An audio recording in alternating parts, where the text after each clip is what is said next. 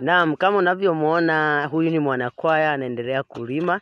Leo nitapiga naye story. Nimekwambia leo nitapiga nao story watu wote. Ufunuo Kwaya.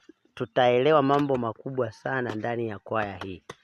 Bado tunaendelea kama nilivyokuambia, wanakwaya wanaendelea kufanya kazi hapa.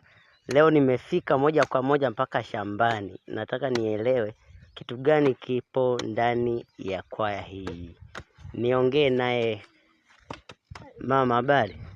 Safi. Habari za uzima? Nzuri.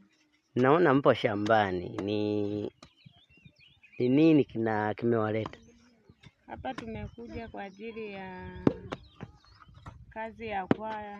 Tunatengeneza sehemu ya kupanda mpunga ili kwaya yetu tuiendeleze. Tuna tukio kubwa ambalo lipo mbele yetu. Asante.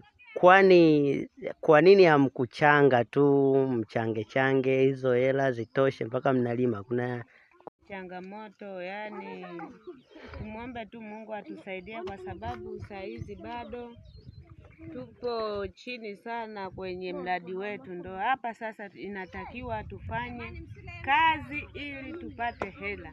Ipo siku Mungu atatusaidia, atatuletea pesa, tutakuwa tunalipa hela, watu wanafanya kazi. Asante. Wewe unajisikieje kwa mfano kuja shambani? Anajisikia vizuri kwa sababu mimi ni mkulima.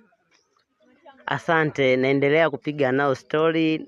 Wapo wengi tu, shamba kama nilivyokueleza ndo hili, lakini wanaendelea kulima. Wamelima hapa, tunadhani ni padogo sana, unaona, lakini wanajipa moyo kwamba watamaliza. Asante, endelea kunifuatilia ili tuendelee pamoja.